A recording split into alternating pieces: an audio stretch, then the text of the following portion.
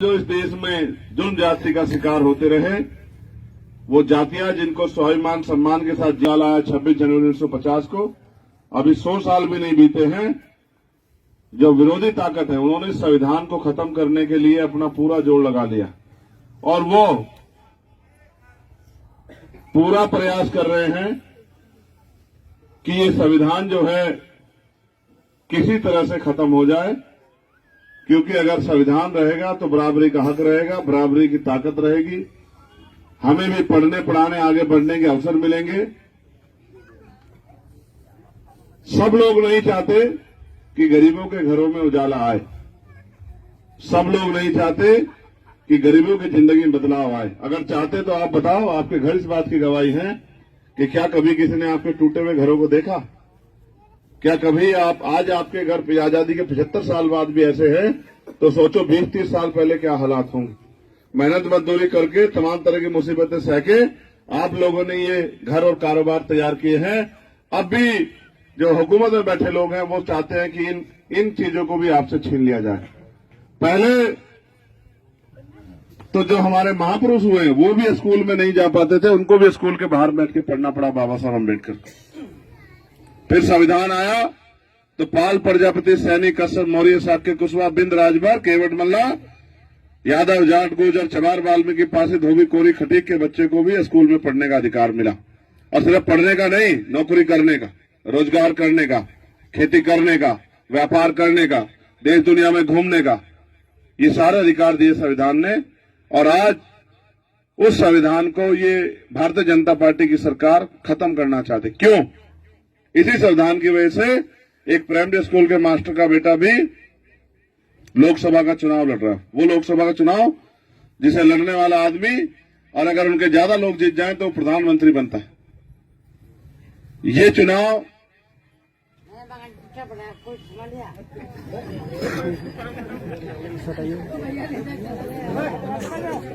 चुप रहो बच्चों, वो तो नशे में, आप लोग थोड़ा ही नशे में। वो भी भैया के लिए आया। बिठा लो बिठा लो बिठा लो, गर्मी मत बिठाना, नशे में। पता लगा तबीयत खराब हो जाए, इसके बच्चों का क्या होगा इसको नहीं फिक्र है। इसको क्या पता, अगर इसकी ये तो अपने शौक में है, अगर इसे कुछ हो गया तो इसके बच्चों की तरफ कोई पलट के भी नहीं देखेगा। इसकी पत्नी को, इसके बच्चों को क्या सहना पड़ेगा, इसको क्या पता। अगर ये इतना समझदार होता तो फिर इसको ये इस तरह के ऐप थोड़ा ही करता। खैर छोड़ो, मैं बस आपको ये बता रहा था कि जब देश मुल्क आजाद हुआ तो बहुत कुछ बंटवारे नहीं हुए। जिन जातियों को पढ़ने लिखने का भी अधिकार नहीं था, उनको उनके जीवन में बहुत कुछ परिवर्तन नहीं हुए। सबसे बड़ा परिवर्तन हुआ जब संविधान लागू हुआ, जो संविधान हमें बराबरी का हक और अवसर देता है। धन धरती राजपाट में बंटवारा नहीं हुआ। जिनके पास नौकरी रोजगार नहीं थे, उनको नौकरी रोजगार नहीं मिले। धीरे धीरे हम लोग पढ़ने लिखने लगे और आगे बढ़ने लगे, और आज ये हालत है कि हम पे भी टूटे फूटे मकान बन पाए। लेकिन क्या ये टूटे फूटे मकान ही हमारी जिंदगी का असली सच है? क्या हमें गरीबी में पैदा होकर गरीबी में मरना है? क्या हमारे कुछ सुख सुविधा और सपने नहीं होने चाहिए? जबकि संविधान तो हमें देता है बराबर के आजादी, स्वाभिमान सम्मान का जीवन। संविधान तो हमें देता है कि गरीब का बेटा भी पढ़ लिख के डॉक्टर, इंजीनियर, IAS, IPS, वकील, जज बने और अपने परिवारों के साथ जो परेशानियां उनको हल करने का काम करे। क्योंकि ये चुनावी कार्यक्रम है और मेरे पास बहुत सारे कार्यक्रम हैं। मैं बस आपसे अपील करने आया हूं कि आप अगर चाहो तो बाबा साहब अम्बेडकर के 4 बच्चों की कुर्बानी से मिली वोट से मुझे अपने बेटे, अपने भाई चंद्रशेखर आजाद को वोट की ताकत से उस लड़ाई को लड़ने का मौका दे सकते हो, जिस लड़ाई से, जिस ताकत से बहुत सारे फैसले बनते हैं, जिस ताकत से पार्लियामेंट में आपके हकों के लिए आवाज उठती है, जिस ताकत से जहां कानून बनते हैं और जहां से कानून लागू होते हैं उस पंचायत में पहुंचने का मौका आप अपनी वोट से मुझे भी दे सकते हो। आपने सब लोगों को मौका दिया और जिन्हें आपने मौका दिया वो मौका आपसे लेके अपने परिवार और खुद तक सीमित हो गए। उन्होंने अपने परिवार को आगे बढ़ाया, अपने बच्चों को अच्छी सुख सुविधाएं दी, लेकिन गरीबों की तरफ पलट के नहीं देखा।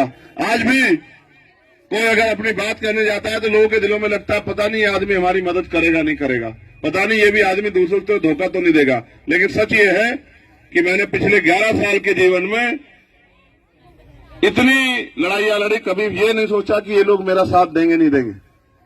जब किसी को मेरी जरूरत हुई मैं भाग दौड़ के उनके पास पहुंचा उनकी मदद करने के लिए। लेकिन आज मैं आपसे अपने भाइयों के, अपने आने वाली नस्लों के और देश में जो जुल्म ज्यादती हो रही है उसको रोकने के लिए आपसे मदद मांगने आया कि आप इस लड़ाई मेरी मदद कराओ, जिससे कि हम बाबा साहब अम्बेडकर और माननीय काशीराम साहब का अधूरा सपना पूरा कर सके और जो अधिकार हमारे छीन रखे हैं उन अधिकारों को हम छीन कर ले सके। क्योंकि मांगने से भीख मिलती है, अधिकार छीनने पड़ते हैं, और जो अधिकार छीन लिए हैं उनको छीन कर ही वापस लेना पड़ेगा। छीन वही सकता जिसमें ताकत हो, और लोकतंत्र में ताकत वोट में है। आप जिसको वोट दोगे वही ताकतवर हो जाएगा, चाहे वो 20 किलो का आदमी हो या 100 किलो का आदमी। मैं आपसे मदद मांग रहा हूं, बताओ आप मेरी मदद करोगे नहीं करोगे?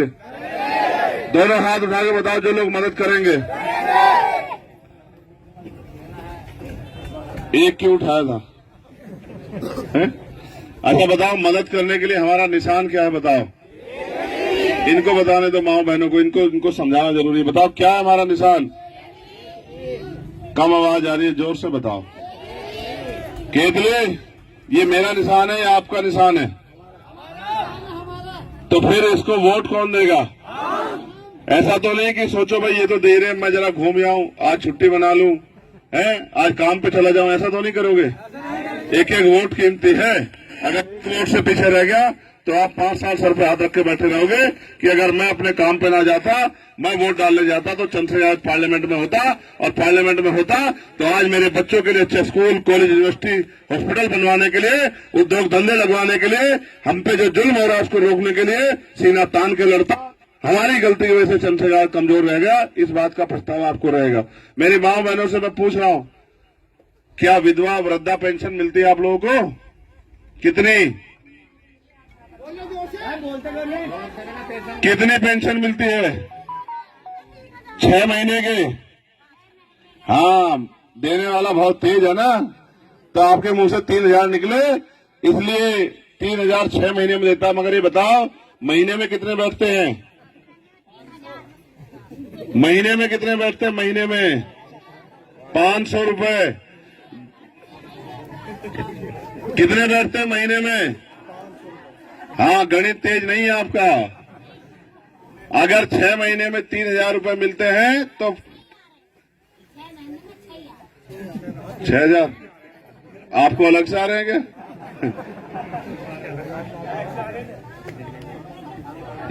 सुनो, 3,000 रुपए आते हैं 6 महीने में, ठीक है। और मैं कह रहा हूं,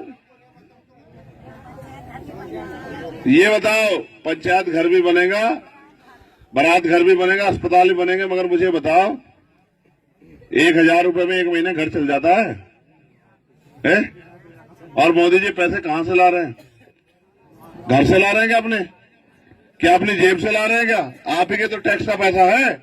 जब 350 का सिलेंडर 1150 रुपए का देते हैं, 800 रुपए की जेब काटते हैं, वो किसकी कटती है? जब 150 रुपए का बिजली का बिल 600-700 रुपए का आता है, ये 500 रुपए की जेब कटती है, किसकी कटती है? आप नजीबाबाद जाते होंगे, नजीबाबाद जाते हो ना कस्बे में? कौन से कस्बे में जाते हो? कितना पैसा लगता है आज जाने का? 25 रुपए। जाने का कितना पैसा लगता है? 5 साल पहले कितने पैसे लगते थे? ये जो 20 रुपए बढ़ के रोज, अगर एक बार जाओगे तो रोज के 20 रुपए कटेंगे, किसकी जेब से कट रहे हैं? 100 रुपए का सरसों का तेल 200 रुपए का होगा, किसकी जेब से कटा? 45 रुपए का पेट्रोल 100 रुपए का होगा, किसकी जेब से कटा? किसानों को कहा आय दुगनी करेंगे, किसानों की खाल खींच ली इन्होंने। एक किसान की आय जो है वो 27 रुपए है, और उसके ऊपर कर्ज है लाखों रुपए का। अगर अडानी अंबानी का करोड़ों रुपए कर्ज माफ करते हैं, 15-15 लाख करोड़ का, और गरीब का 500 रुपए का बिजली का बिल माफ करते, ये सरकार अमीरों की है। इन अमीरों की सरकार से सावधान रहना पड़ेगा, और अपने बच्चों का भविष्य सोचते हुए अपने बीच के लोगों को ताकत देकर आगे बढ़ाना पड़ेगा। क्योंकि बाबा साहब अम्बेडकर वोट का अधिकार हमें शासन करने के लिए देके गए, किसका पिछलग्गू बनने के लिए नहीं। कि अब इनको वोट दे और ये लोग हमारी खाल खींचे, हमें गरीबी बेबसी में रहने के लिए मजबूर करे, हम पे जुल्म जाते अन्य अत्याचार करे, हमारी गरीबी का मजाक उड़ाए, हमारे टूटे घरों को देख के अपनी गाड़ी में बैठ के मुस्कुराए कि देखो आजादी के 75 साल बाद भी हमने इनकी हैसियत नहीं बनने दी, इनको ऐसा ही बना के रखा। इसलिए आपसे कह रहा हूं, पहले हर साल 5-7 बच्चे नौकरी लगते थे गांव में, कोई पुलिस में जाता था, कोई रेलवे में जाता था, कोई आर्मी में जाता था, कोई पटवारी सेक्रेटरी बनता था, कोई मास्टर बनता था। अब बनता है क्या कोई? अब तो भर्ती बाद में आती है, पहले पेपर लीक हो जाता है। हुआ नहीं हुआ पुलिस का पेपर लीक? 400 बच्चे एक 400 रुपए एक बच्चे से लिए नहीं। और जब पेपर देने गया और माँ सोच रही थी, माँ ने दही खिला के भेजा चीनी डाल के कि जा बस एक नौकरी करके आ जाना, हमारे दिन बदल जाएंगे। जब गया पेपर दे के आया तो पता लगा पेपर लीक हो गया। 400 रुपए के हिसाब से 200 करोड़ रुपए सरकार ने इकट्ठे कर लिए और गरीब को वहीं मरने के लिए छोड़ दिया। इसलिए आपसे कह रहा हूं, अब आप इन अमीरों के चक्कर में मत पड़ो। अब आप अपने बेटे, अपने भाई चंद्रशेखर को ताकत देके उसको पार्लियामेंट भेजो, जो पार्लियामेंट में जाके वो आपके बच्चों के हितों के लिए वहां सरकार से लड़ सके। आप बताओ, क्या आपके क्षेत्र में एम्स जैसा हॉस्पिटल होना चाहिए नहीं होना चाहिए? बताओ। क्या कभी किसी नेता के मुंह से आपने सुना? क्यों नहीं बोला वो? क्योंकि उनको क्या फर्क पड़ता है मरो या जियो। एक बारात घर को ही वो हो रही है, 50 घर तो घर बन जाएंगे। अपने घर के हालात तो देख ले, उस घर को तो देख ले, बारात घर का क्या करेगी? घर अपने आप एक घर सुरक्षित हो जाएंगे तो बारात घर भी हो जाएंगे। जिन पे अपने घर भी पक्के नहीं है वो क्या बारात घर के लिए लड़ रहा है? बारात घर बन जाएगा, सुन ले, तेरे बेटे को नौकरी मिल जाएगी ना, वही बनवा देगा बारात घर। तो फिर बारात घर, अब हमने हाथ फैला रखा है सबके आगे कि कुछ दे दो, कुछ दे दो, कुछ दे दो। हम अपनी ताकत क्यों नहीं बनाते? एक नहीं 50 बारात घर बनेंगे जब आप पे ताकत होंगी। जब बाबा साहब ने हमें ताकत दी, कलम पकड़ो और लिखो, जो जो समस्या है उनको पूरी करो। हम सबसे कहते हैं बारात घर बना दो, मैरिज हॉल बना दो। ये वोट इसलिए नहीं है कि बारात घर बने, ये वोट इसलिए है कि हमारे बच्चों को रोजगार मिले, स्वाभिमान सम्मान का जीवन मिले।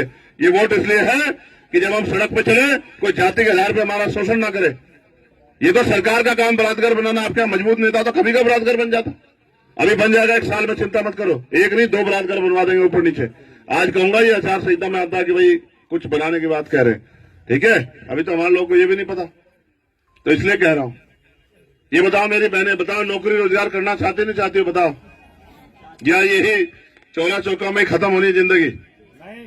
तो फिर पढ़ो, और वो दिन दूर नहीं जब हमारी मेहनत, भीम आर्मी आजाद समाज पार्टी के नौजवान भाइयों का संघर्ष आगे बढ़ेगा और वोट की ताकत से हम लोग यहाँ राज में आएंगे।